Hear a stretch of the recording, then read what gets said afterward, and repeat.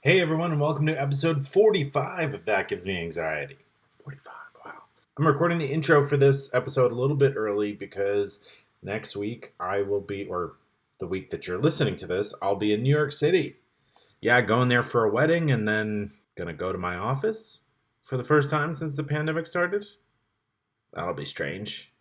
Also, the fact that I live in South Carolina and my office is in New York. Figured while I'm there, I should pop in. And so, yeah, I wanted to do this so next week I can just focus on visiting family and all that good stuff. Man, my arm is dead though. Just got my fourth COVID shot, so like the double booster and a flu shot. Feels like I got punched in my shoulder. But yeah, I've got a great episode lined up. It's the full interview I did with public speaking coach Roquita Johnson. Public speaking is such a big fear that people have, so I wanted to share everything that Roquita had to say because there's a lot of good information in there. But before we make our way over to the interview, I just want to remind you to check the show out on Facebook, Instagram, Twitter, and YouTube, or YouTube. You can see my new haircut if you're watching on YouTube. Not thrilled with it. Yeah, it's If you're liking the show, please remember to rate and review it. And I also want to remind you of the Buy Me a Coffee link. It's in the description wherever you're listening. Through that link, you can make a donation of whatever amount you feel comfortable with, and that is always greatly appreciated. Well, I hope you're having a great week. I know I will be at the time in the future for me now, but present for you listening. Thank you so much for listening and enjoy.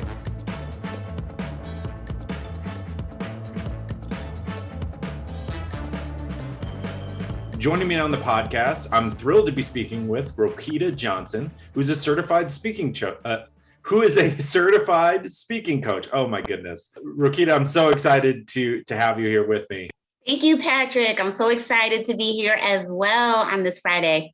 Yeah, we are going to be talking about public speaking, which is something that causes a lot of people a ton of anxiety. And I'm sure as a speaking coach, you've seen people who are pretty shaken. Absolutely. Public speaking is still one of those fears that somehow always seems to make those top 10 fears lists that comes out every year. Maybe it's not number one or number two, but it's usually somewhere on that list. It's just one of those fears that we have. It's scary to be on display, so to speak, in front of other people and think that, if we make a mistake, they're judging me. So it's definitely still one of those fears. Usually it goes 1 and 2 with death, which is hilarious. That like the end of your life or giving a speech. Yeah, I know. What's that old saying that people would rather be the person in the casket instead of the person delivering the eulogy. That's so true. There probably is some truth to that. Yeah. Well, there's a lot of pressure that gets put on people delivering eulogies as well. It's like wrap up their whole life, make me cry, make me laugh. Like it's a huge order. So yeah, I understand the pressure there.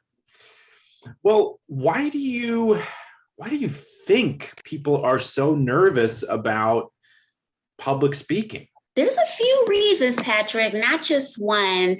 I think the number one fear for a lot of people is fear of judgment. I am afraid that if I make a mistake, they're going to throw tomatoes at me, which is absolutely not true. The audience is waiting for me to just trip up. They want me to mess up somehow, which could not be further from the truth. The audience wants you to do well. No one wants to waste their time. That's what I remind my clients. No one wants to waste their time when they're going to see a speaker deliver a presentation. They want to get value from whatever it is that you're talking about. They don't want to see a train wreck on stage. They don't want to see a speaker having a meltdown. That is not why the audience is there. They want to see you do well because they want to get the information that you do have. So no, the audience is not looking to tear us apart on the stage. So that's the first one. It's judgment. Another reason is perfection. I think this is a little more with women, a little more so than men. Just wanting to deliver a flawless presentation, wanting to have a seamless execution. I don't want to hear to be out of place. I don't want to trip over a word. I don't want to blink out. Well, of course, no one wants to forget anything that they've said, but it's just these expectations that we put on ourselves that cause undue stress. So wanting to be perfect, and you're never going to be perfect, just for the record, that's not going to happen. But even things like wanting to make sure that we don't bore the audience, that's also another reason that people get nervous. I want to make sure that I'm engaging them. I don't want to see that glazed over look in their eyes. That's going to make me even more nervous up here. So that is a big fear as well, wanting to keep the audience engaged. And also a fear of not going to be prepared when I go up there.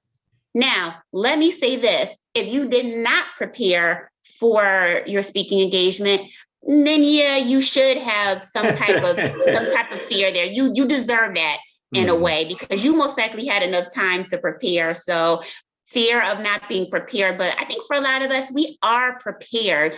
We think that someone's going to ask us a question in the Q&A. We're not going to know how to answer it. Something else is going to come up that's going to make us look like we are not the expert. We don't know what we're talking about here. So those are just a few of the reasons that people really do have that fear of speaking in front of other people. A little bit of imposter syndrome coming up there, especially when you're giving a speech that's supposed to be informational. I could see that being the case.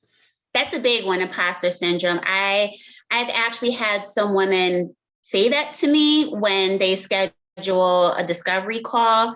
And one of the questions on the survey is, what are you struggling with? What do you need help with? And some will admit, I struggle with imposter syndrome. And these are women who, a lot of them, they are accomplished. They are working in corporate, and yet they still feel like I'm going to be found out or something like that. They're going to find out I don't really know what I'm talking about, or I'm some kind of fraud up here, which again, it couldn't be further from the truth. Our mind really does play tricks on us. I'm just going to say that mindset is very important. Thoughts come at us, a million thoughts come at us each day. Some of them we're conscious of, we block off. Some of them that are negative and totally inaccurate, we just let them seep into our brain and we take them as truths, when really, you really do have to be conscious of the thoughts that you're accepting of that come at us every day. So it's really guarding your mind. You're so right about the pressures that I've seen women put on themselves, especially in a corporate environment. I feel like, in the past couple of years, there's been a big lesson learned, and a lesson that we're continuing to learn, but the amount of added pressure that women have on themselves in the corporate workplace to be perfect, because they're afraid that they're not going to get the opportunities, and the opportunities that they do get, they put so much pressure on themselves to not squander. And so, yeah, that has been certainly, I noticed that in my coworkers and my fiance. And so, yeah, that's something to be aware of and something to strive towards improving, to making women feel like this is not going to be a one-time shot, right? So it takes the pressure off, because it's ludicrous to expect that you would only get one shot to try something like that or to speak your mind. Exactly. Everything you just said there. And I saw something, I read something that was pretty interesting a few months ago. And I have to do a bit more research on this, but it was saying that more women are afraid than men of public speaking.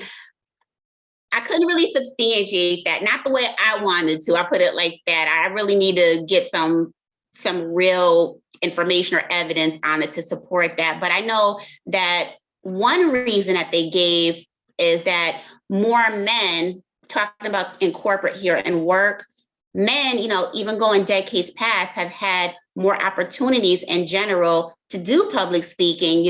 Men were the ones who were in the workforce. They were the providers for their home. Not all women were working. So public speaking was almost normal for most men to do. And we've seen in the last few decades, obviously more women in the workforce, women in corporate, C-suite level jobs, and obviously they have to do more presentations the higher that you get. So obviously we're looking at things in the aggregate on the whole.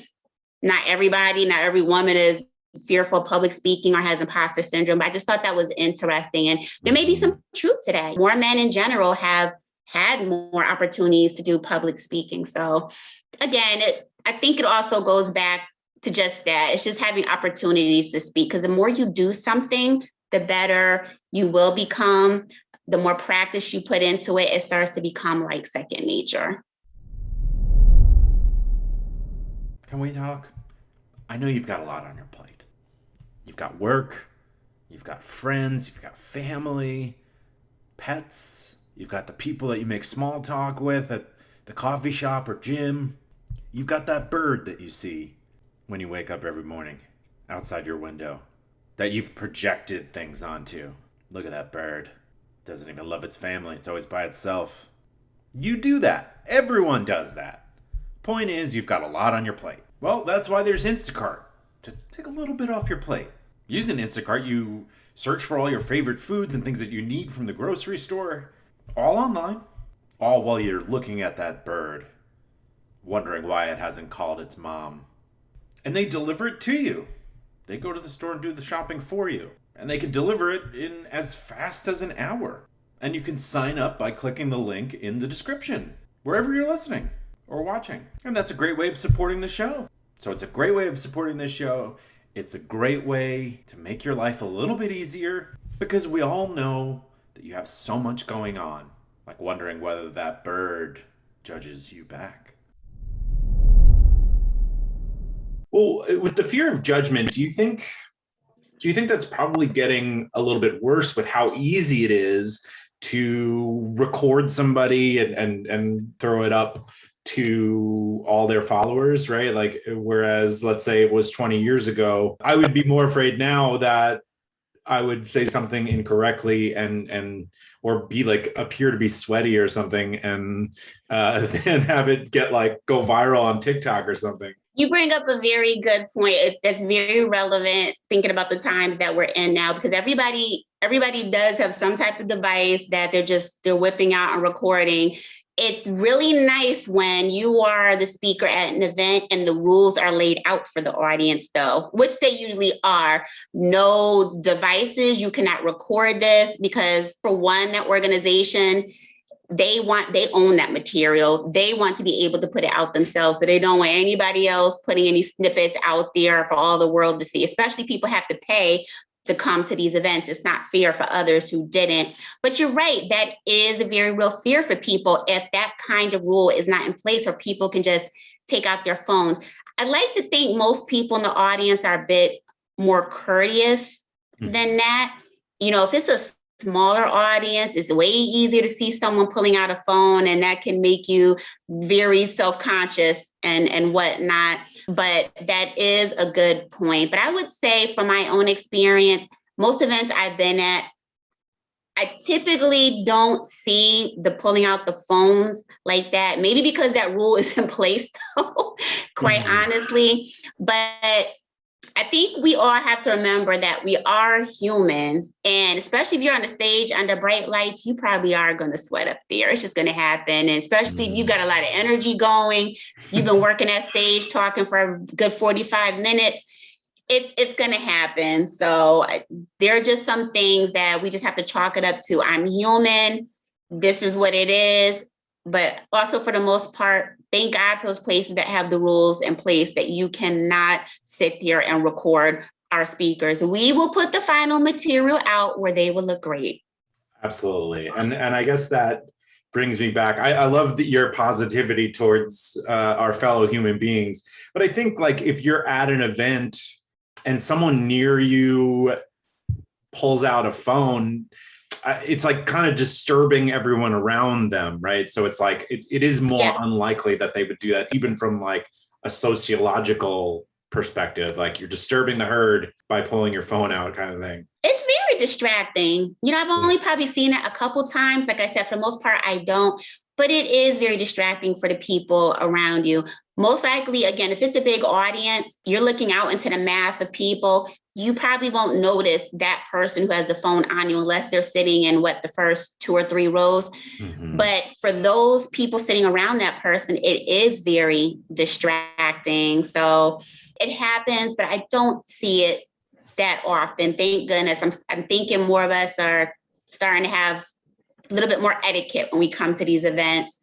I even love when my cousin's wedding I went to in April, and she even had a rule there, no recording the ceremony as we're walking down the aisle, the wedding party. And it's not just her. I'm seeing more people put these kinds of rules in place for any type of event. It doesn't have to be a speaking engagement or a conference. Do not put out your phone. And I like that. I mean, it's kind of sad in a way that we have to make that kind of rule, but it just speaks to the day and time that we're living in.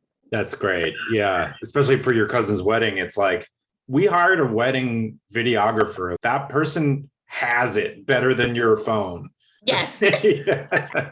Don't worry. You're not doing us a favor. Just enjoy yourself. Be present. Be present. Exactly. That's what it comes down to. Please be present in this moment. Mhm. Be present. And you know what? That's also not just for audience members, it's for speakers. Be present in the moment, because again, something that I see is self-monitoring. Mm. That is a disaster for speakers. And what I mean by that is you want to monitor everything you say in that moment while you are on stage. And again, that is something that causes undue stress to you as a speaker. For one, the audience can tell you're not comfortable up there, which can make them feel uncomfortable for you. You are not going to be able to speak in an authentic, real way because you are so overly concerned about every word that you use. Yes, we practice so that we can have a seamless presentation, a seamless delivery while we're up there, so we know what we need to say.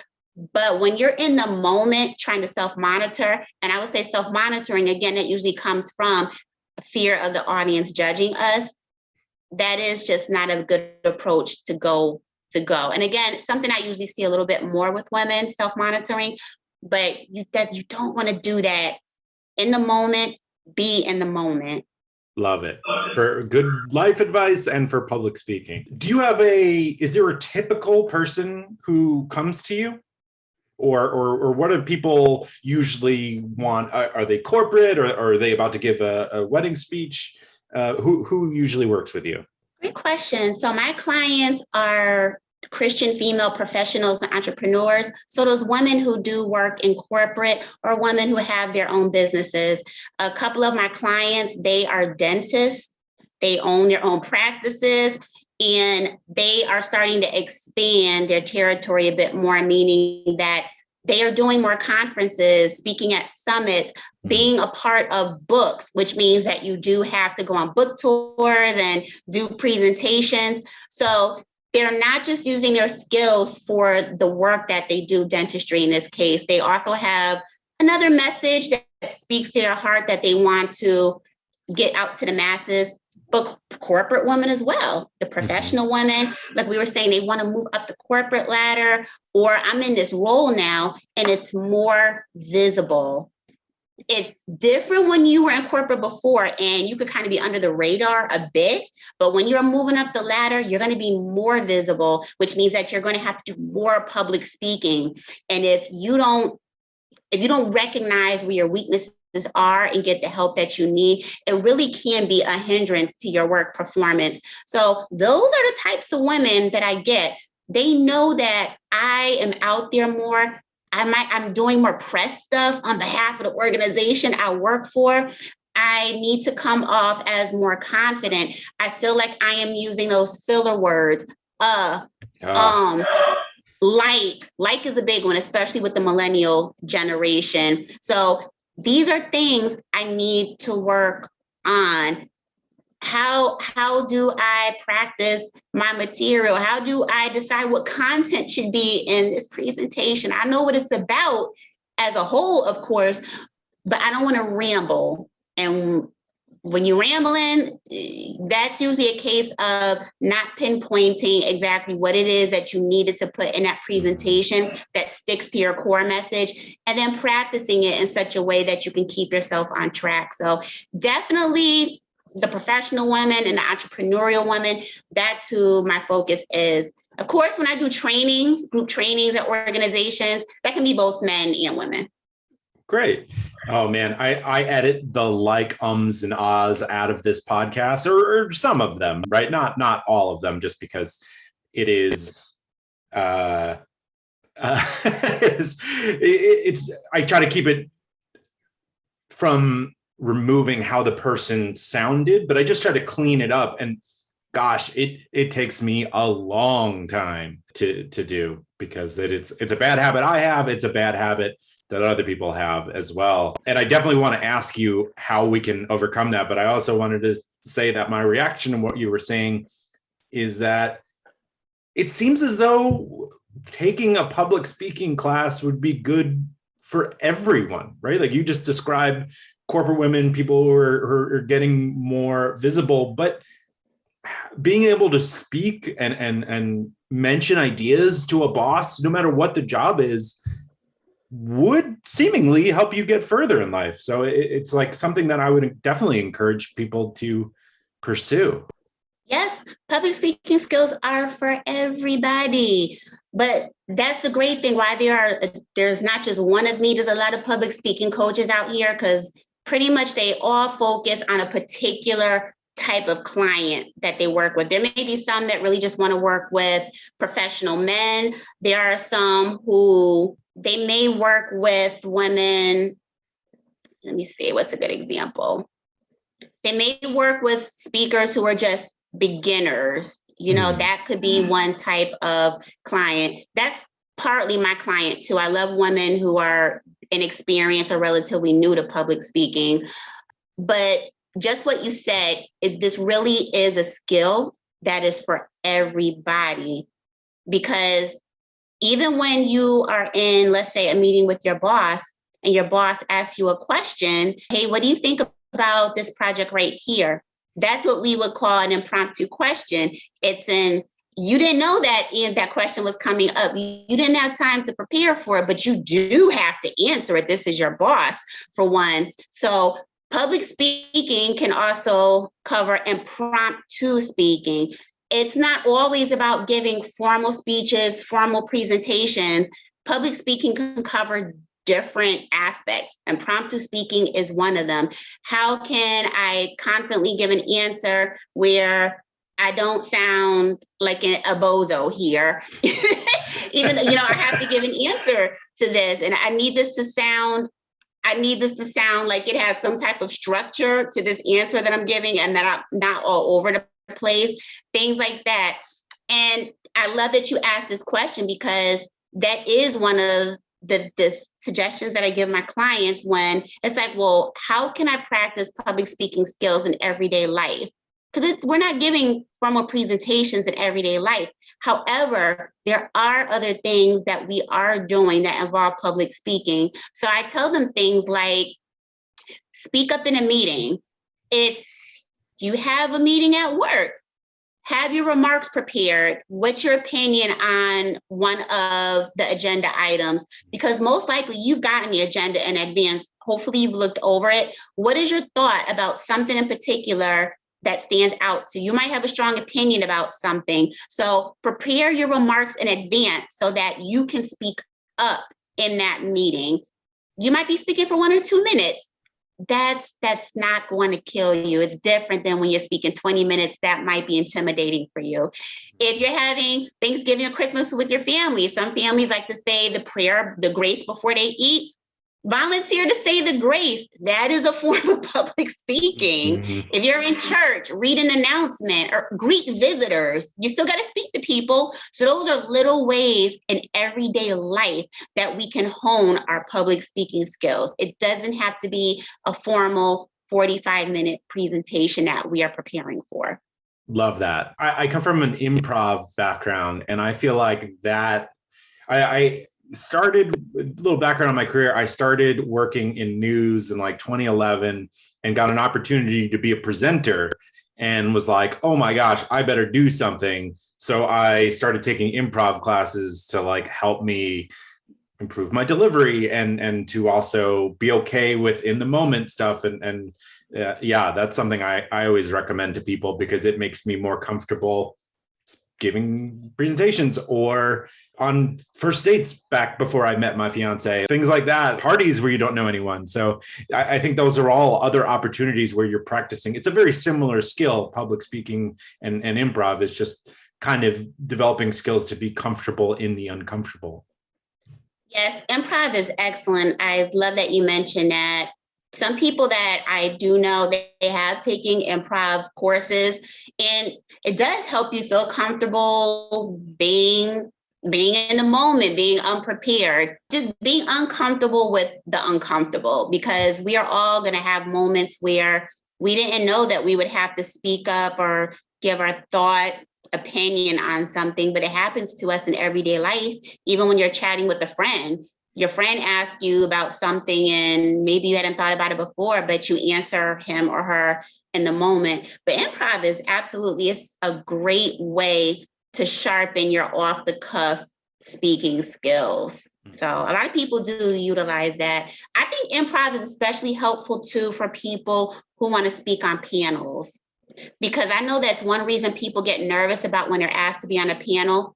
Now, if you're on a panel where they give you the questions in advance that, hey, these questions can be asked, good. That's a little bit different. That's good. At least you can prepare somewhat. But more often than not, a lot of panels, you don't always know what the questions are going to be. You know what that topic overall is, but you don't know what will be thrown at you. Mm-hmm. So, and that's what makes people nervous. I don't want to look like an idiot trying to answer this question. But improv and even just impromptu questions, they have impromptu, they call it table topics games, I believe it. It's a game, a box of questions or cards that you can buy that you just answer whatever that the question is asking you, but it's to get you thinking quickly on your feet and in the moment. And that is also good, like I was saying, for panels where you don't know what they're going to ask you, but improv and impromptu question games can definitely help with that. Absolutely. I perform at a theater here in Charleston called Theater 99. And one of the games we have is called Expert Panel, where the audience gives me what I'm an expert in and then has me talk. And so this Friday, someone made me an expert in waffles, but had me talk about Christmas lights. So it's just so wild, but so fun. It's so fun to try. So yeah, definitely recommend improv. I'm curious. So someone comes to you and I'm looking to get a sense of what it's like working with you. Do you have like a checklist of like, all right, here's how we get you from never given a presentation to TED Talk? Yeah, I'm curious what that looks like.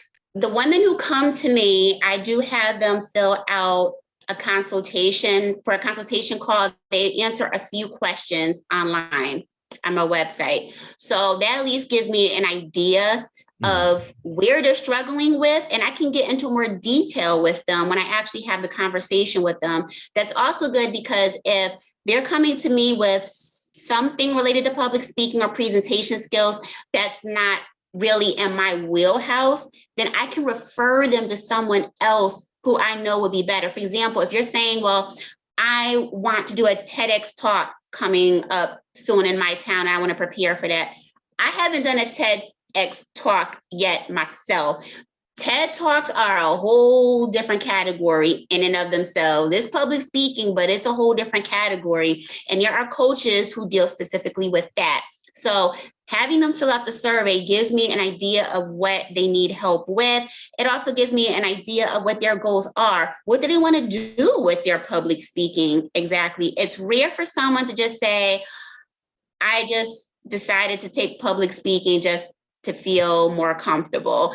Yes, that would be great if that happens because we can all be better at this skill, but they usually have some particular reason that they are asking. And then it lets me know also how ready they are to start working with the coach on my survey. You know, I asked them just to rate themselves 1 to 5, how ready they are. And then once we get on the actual phone call, which is 30 minutes at the most, I can dig in a little deeper with them to find out what is the crux of the issues, what are they really struggling with. And once I decide that, okay, this would be a good coaching client relationship, this is someone who I can help, then at that point, really the ball is in their court if they want to make the investment and if they would like to start working with me. I give them 2 ways they can work with me if they want to do what's called a presentation intensive, where it's kind of like, oh, I have a presentation coming up quickly and I need to work on this. Mm-hmm. They're most likely not somebody who's new to it, but they can work with me in that way. And that's just 4 hours of us together. And then there's also a 12-week coaching package. Obviously, that's for someone who needs a lot more help. But before we even start working together, I'm going to establish your goals. What is it specifically? I want you to give me a couple goals that you really want to hit during our time together. You cannot tell me 5 and 6 goals, because even during the course of 12 weeks, you need to focus on a couple things that you really want to hit.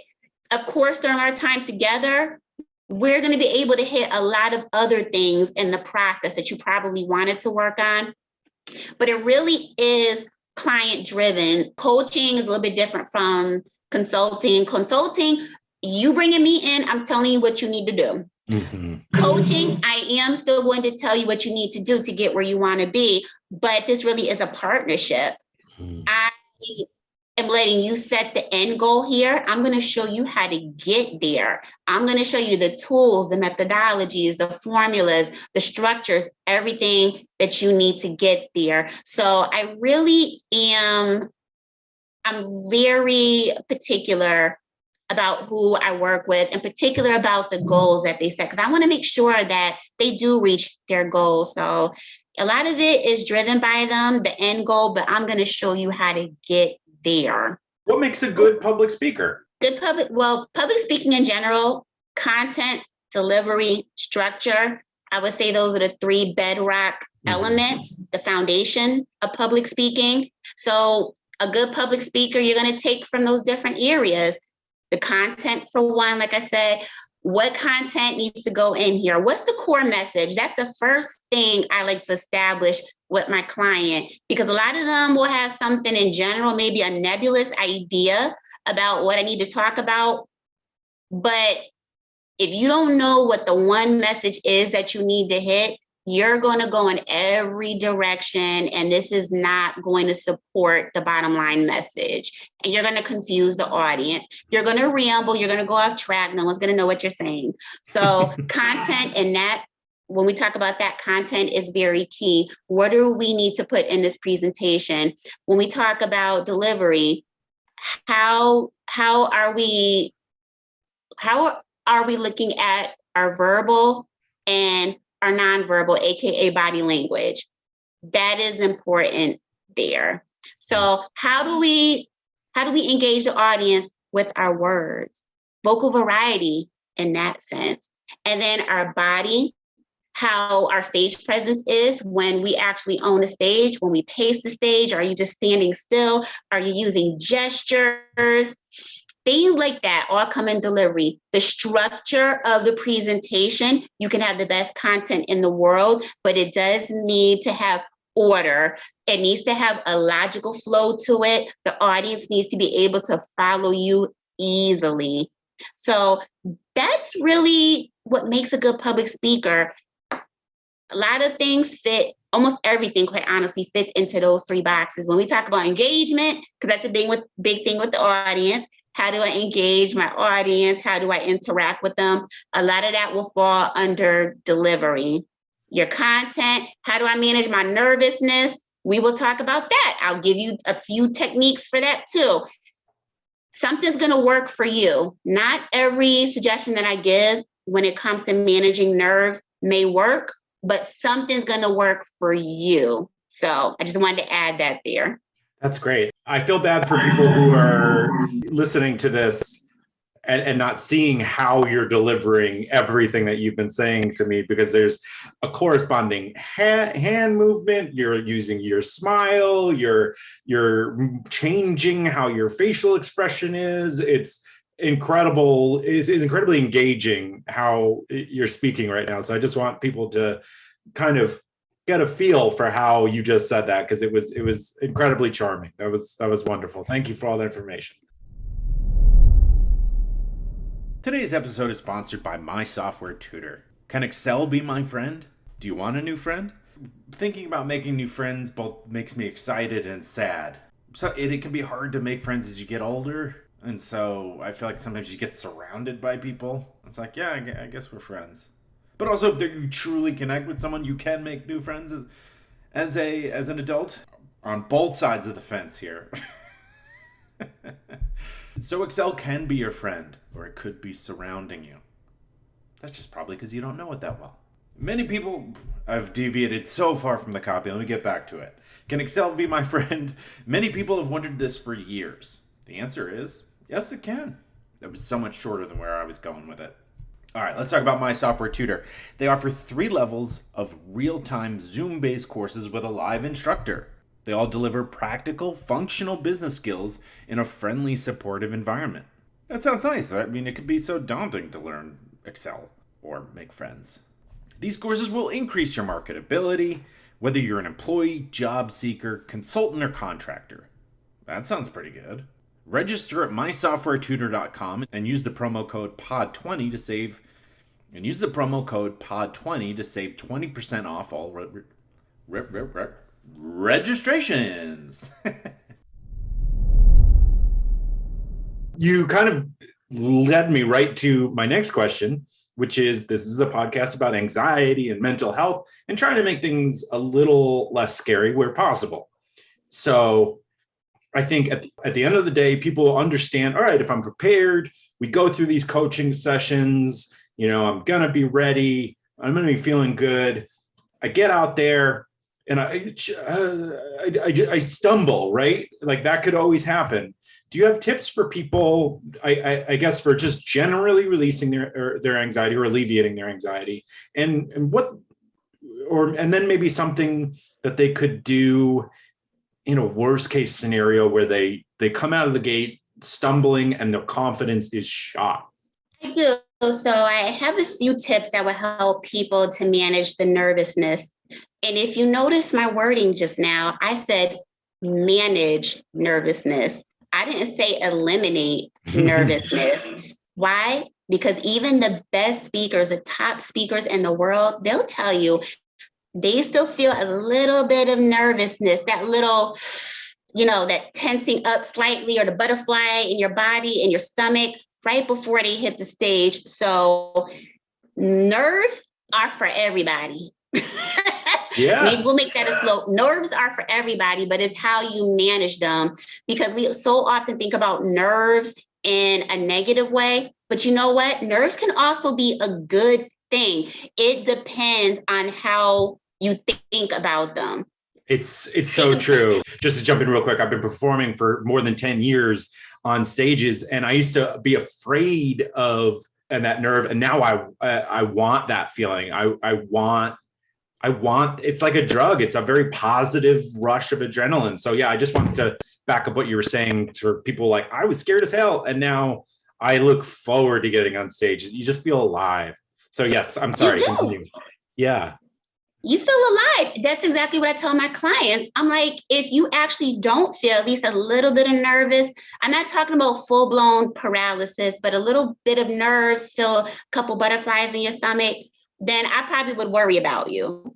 When you are at least a little nervous, that shows that you really do care about your presentation, about your public speaking performance. So we don't want to think that nerves are bad or you should not have any. No. That means that you do care about what you're about to speak to this audience about. Also, nerves and excitement are really the same sensation in your body, if you think about it. That tingling that we feel when we're excited about something, and then also that tingling we feel when we're a little nervous, it really is the same sensation. So I like to tell my clients to channel it differently. I'm not going to think about nerves in a negative way, that I'm going to trip up here, I'm not going to do well because I'm nervous. No, I'm going to think about nerves as I'm excited to speak to my audience. These are my friends here. That's another tactic you can use. Think of the audience as friends here. I'm excited to add value to them today. I have something important to tell them. So you want to channel that nervousness into excitement. When we start getting nerves, it's usually that stress hormone, it's cortisol that starts coursing through our veins. But if we think about it in a positive sense, it really can help the positive endorphins that happen, the dopamine and all that stuff. So it really is a mind thing.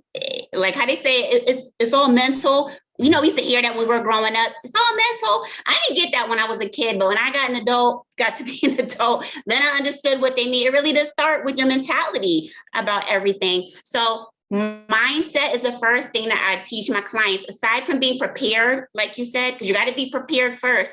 Then it's mindset. How do you think about it? Don't think that the audience is here to waste their time, like we touched upon earlier. They are here to see you. They're excited to see you. They want to get the value that you have for them. But other ways that I also teach my clients, and this is before they hit the stage, if you feel like you need to do something to calm yourself, one technique is called sense memory. I don't know if you heard of that, Patrick, sense memory. No, I haven't.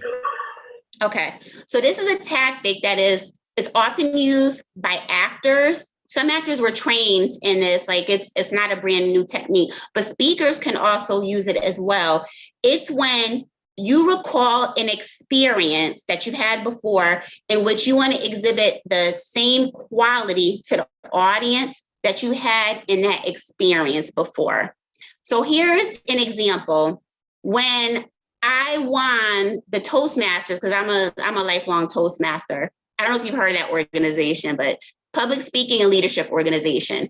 So when I competed in the humorous speech contest for my district in 2014, so it was 8 of us competing for the number one winner spot for that year. I won out of 8 people competing on the stage. Congratulations. For the humorous contest. So that's one memory that I will call back to. Why? Because that was a time where I felt confident on the stage. I felt like I owned that stage, and I was funny, like naturally funny, not that forced humor stuff. So that's a moment where I'm going to recall that experience, because I want to exhibit the same qualities to the audience I'm speaking to right now. I want to show them how confident and calm I'm up here, how I own the stage effortlessly, and how I am funny. So that's an example of sense memory, recalling back an experience where you want to exhibit the same quality to this audience that you had before. Another tactic that you can use is visualization, which you probably heard of that. Visualization is pretty common with people, but visualization is simply rehearsing mental images in your mind. It's you seeing yourself having or doing whatever it is that you want in that moment. In this example, having a successful presentation. So you're literally going to walk yourself through everything that you see happening leading up to that presentation, at the presentation. You would want to sit in a comfortable chair. You'd want to be in a quiet space. You want to close your eyes, and you literally want to walk yourself through what that successful presentation day of looks like. I think about, for example, if I'm waking up in the morning and I'm feeling excited about the presentation, I'm excited to speak to this audience. I'm driving down the road to the hotel conference room, and my favorite song comes on the radio, which makes me feel even happier. I'm at the hotel conference room, and I'm looking around at all these seats set out for the people who will soon be here to hear me speak. I see myself on the stage. My body gestures are on point. My vocals are flawless. I get a standing ovation. That's all visualization. It's literally walking yourself through what you see yourself having or doing. And here's the funny thing, the brain cannot distinguish between what is real and what is imagined. There is scientific research to back up visualization. So it's not all some hokey stuff. There is some real evidence to back it up. Incredible. Yeah, I mean, just watching you go through all of that, it got me confident, me being like, yeah, like I could do this. But it's so true. I remember back, this is a long time ago, but back when I was an athlete, I would do that and run through. I was a goalie in hockey, and I would run through scenarios in my mind. And when I did that, I felt calmer and I was definitely more successful. So I think that applies to, I don't know, building something, thinking you're going to be able to do whatever. It really is very powerful. So it's great that you have a bunch of tricks, and it sounds like you really can help out people feel a bit more comfortable up there. Absolutely. And just to answer your question about what do you do once you're actually there on the stage, because I don't want to forget that you asked that as well. One thing to always bring on the stage with you, I don't care if you are the best speaker in the world, but especially if you are a newer speaker, it is okay to bring an outline to the stage with you, an outline of your speech, maybe some note cards with a few of the major points on each bullet card, not a whole word for word of your speech printed, but the major parts of your speech, an outline of it. Have it placed nearby on a table or on a podium. If you absolutely blink out, first of all, don't get flustered, don't make a big deal out of it. You can calmly refer to your notes and just go back, pick back up where you left off. The audience is very forgiving. Most people don't want to be on the stage themselves. So they are very forgiving. So if you really do have a mind blank, don't get flustered. Don't make a big deal out of it. Let the audience know, hey, I got too excited for a moment here. So apparently I need to just go and get my place back again so I can continue on. Just you gotta laugh. Keep going with it. People keep going with you. it. Yeah. They'll be with you. Do you wish you were one of those thoughtful card people but don't have the time or energy? I don't know why I did bunny ears on that. Or maybe you had a personal assistant. I like to pretend sometimes when I'm running errands that I am my own person. I make up games in my head. I might be revealing too much about myself. But you don't need to pretend to be your own personal assistant, at least when it comes to cards. Because the Cardist Studio is your personal assistant. Let's set up a situation. You think, I should send them a card. But things get in the way. You're busy. All you'd have to do is jump onto thecardiststudio.com and tell them exactly what just popped in your head and why. And you'll get credit for your thoughtfulness. Here's what they'll do with that information. They'll get your personalized message handwritten into the card and into the mail for you. And you don't have to save space in your brain for this character that you've created as a made-up personal assistant. This bit is really getting off the rails.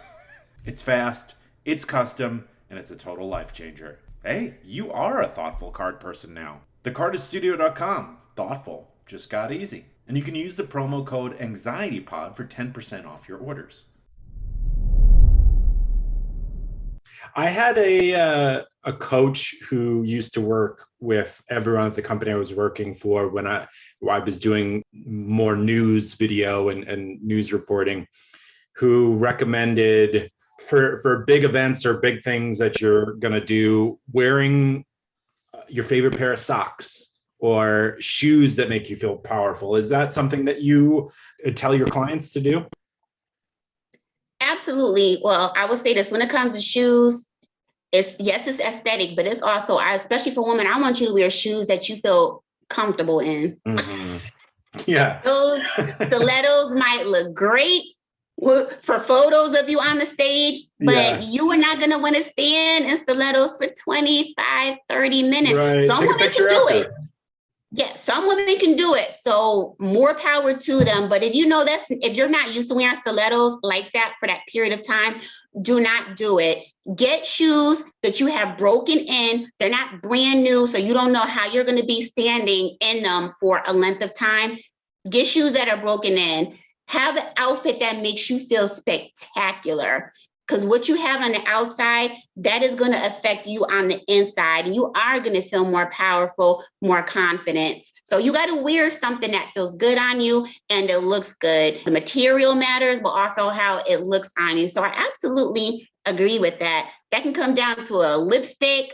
For some people, a red lipstick makes them feel really good. For some women, for men, some men, like you said, maybe it is a certain pair of socks. Because these socks they have for men now, these dress socks are very jazzy. Yep. Lately that I've been seeing. They're fun, so, yeah. Maybe it's a cool pair of socks that they're wearing. So absolutely, what we put on our bodies, it can affect our whole presence when we're on the stage. Love that. Yeah, definitely not the time to wear something that you haven't really worn before either. It's like, go with, you're probably already thinking of the outfit that you would use, right? So it's like, yes, that's the one. That's the one. Exactly. That's the one. So we touched on this a little bit before. I'm terrible at times with my like, uhs, and ums. Is that just something that I should be focusing on at all times and not let ever drop from the forefront of my mind? Or how do I improve that as I do it again? I guess I'll call it mistake or bad habit, probably is a better way to describe it. Here's the thing, like with, I think most things in life, it's all about moderation or frequency. Dropping an occasional or is not going to kill you. The audience is not going to get up and leave, and that's not going to happen. During this interview, I'm sure I said or probably a couple times. The problem is when you say these filler words so often that they are hindering the audience from hearing your message. That's when there's an issue. And sometimes we don't know it's an issue unless someone tells us or we watch the recording of our speech. If you are self-aware, that's great. There are some people that are, but for others, you really might need someone to tell you, or you might need to watch the evidence yourself. So what happens with crutch words? I call them crutch words or filler words. Why do we use them? For one, aren't a lot of people uncomfortable with silence, it seems? Mm-hmm. They are uncomfortable with any lulls in a conversation. Anything that they're saying, like they feel like I need to fill this space with something. And that's where the ums, the us, the so's, the long so's or the long and, that's when those come in. People are not comfortable with silence. So that's really the first reason why someone would use it in the first place, when really it's about pausing. And that's what I tell people. They're looking for a magic pill. And I tell them, no, you don't want a pill. The P that you want to use is called pause. You just need to pause for a second after you finish saying the last phrase, the last thought that you have there, and you're trying to gather yourself to figure out what it is that you need to say next, that you wanted to say next.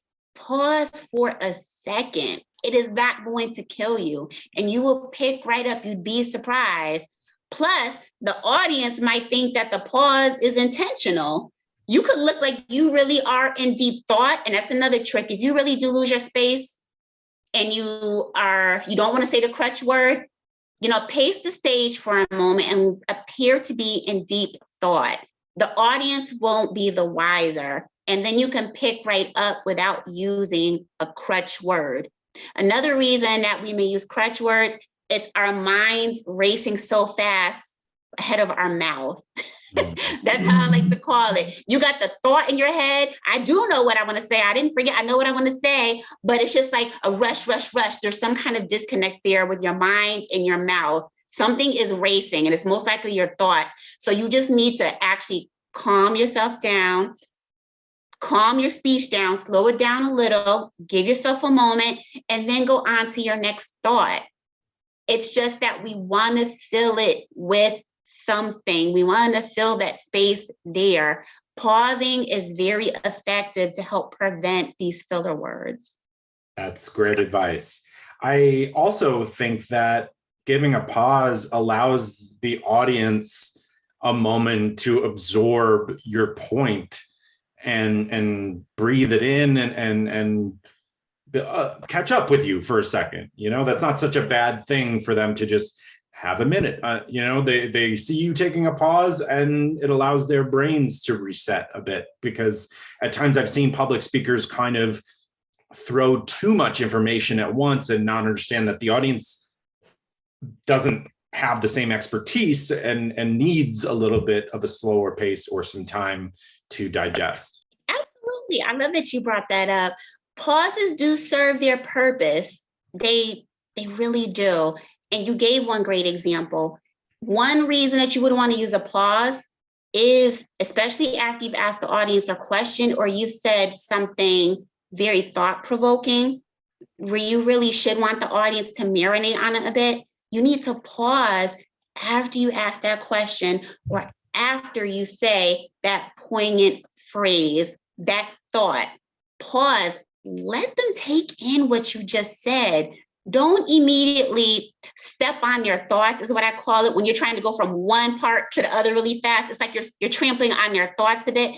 No. Give them time to really absorb what you have just said. After all, you put this speech together. There are going to be certain points that you do want to stick with the audience. And how can they do that? If you let them, if you give them a moment to think about it. But again, people usually don't, because quiet can be uncomfortable for some speakers. But the more you speak, the more you will get out of that. But pausing is effective to let people absorb what you have just said. Pausing is very effective also when you need to get the audience's attention back. That silence there, some people don't think about that. When you see the audience starting to drift off, they look like they're becoming distracted, they're looking at their phones. There may even be conversations that are starting to happen at the tables. Let's just say you're in some type of room where there are tables of people they're listening to you. You see conversations starting to sprinkle around the room. Instead of what a lot of people do is they may try to keep calling back the audience like, hey, we're going to start. Pause. That's an easy way to get people back into you, the focus into you.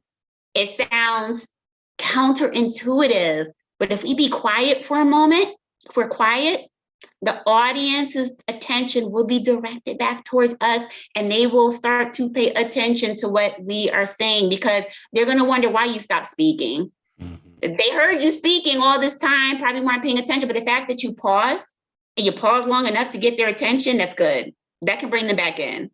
Absolutely. You just paused and I felt a shift in my brain, just try to pay attention to you more, where it was just like, whoa, like just something that was going on in my subconscious of like, oh no, she needs more of my listening here. What's happening? So yeah, I think it's definitely effective.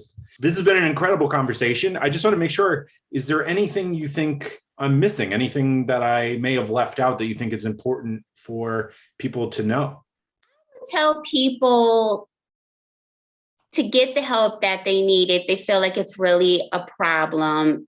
There is somebody out here who can help you with almost any issue on this earth, right? Mm-hmm. There's an expert for everything. So I would say, if you feel like I really do need to improve my public speaking and presentation skills, and you've tried a college course, because haven't most of us, if we went to college, we probably had a course, and that course is 20 years ago, and you were done with it. So even if it's a course or another course that you take, or maybe it's videos, because some people will start watching a bunch of videos on YouTube for tips. But if that is not getting you where you need to be, because that can be a good start, then you may want to explore actually getting a professional to help you. And like I said, everybody is different. They have a different focus that they want to get better with, whether it's a TED Talk or you are someone in a professional environment, just find a coach, find a trainer who is best for you. It's going to help you in leaps and bounds than you struggling yourself to figure out a plan that's going to help you. So Perfect. that's my recommendation. That's the best. That's the best advice. Yeah, I think that is the theme of this podcast, is that you don't have to do anything on your own. There are experts out there, and we can make the world an easier, less scary place if we just acknowledge and reach out to the people who are capable of helping us. Yes, totally agree. How can people get a hold of you if they would like to work with you? And I think, if you have a website or social media you'd like to mention, I'm sure people will like to get a hold of you. Yeah, so my website is roquitajohnson.com. So just my name. I am also very active on Instagram at Roquita Johnson _ public speaking. I am also on LinkedIn if anyone would like to connect with me. My name is spelled Roquita.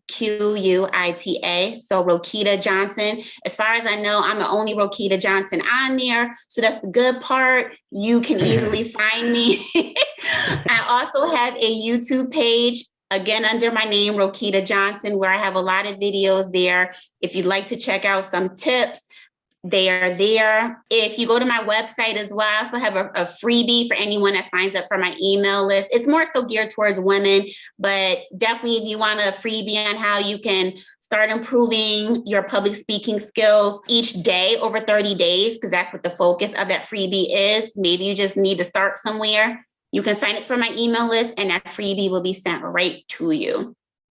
Incredible. Yeah. And you also have a book that you've written. Tell me about the book. Yes.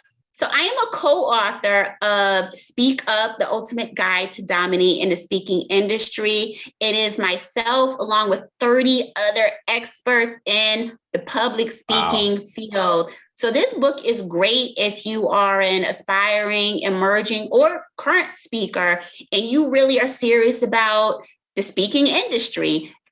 I'm going to tell you about a keynote speech, what goes into that, but also the tips are good for any type of speech that I give in my chapter. There's another person who's going to talk to you about what you should have on your speaker website. Someone else is going to tell you what you need to have as far as public relations, media, and all that, so that you can really get visibility, get yourself out there.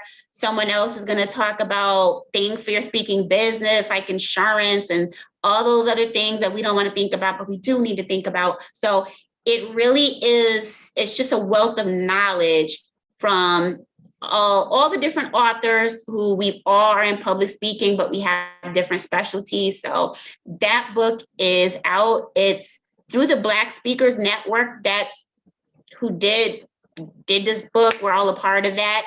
And yeah, it's great. It's on Amazon. You can also get the book on my website as well if you want a personally signed copy. If you go to Amazon, I can help you there with the personally signed copy. But if you go to my website, I can send it to you.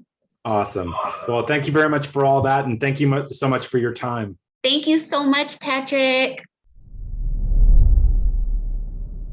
Thank you so much to Roquita. A lot of good information in there. I hope that interview helps you improve your public speaking. I know how daunting it can be. Before I get to the weird thing that caused me anxiety this week, I want to remind you of the Buy Me a Coffee link. It's just a way to make a donation to the show if you're liking it. It's in the description wherever you're listening. If you're looking to sign up for Instacart, if you do so through the link in the description, you'll be telling Instacart that this show sent you, which also helps support this show. Then there's my Software Tutor, who's offering the promo code POD20 for 20% off your order. And the Carta Studio is offering 10% off your order with the promo code AnxietyPod.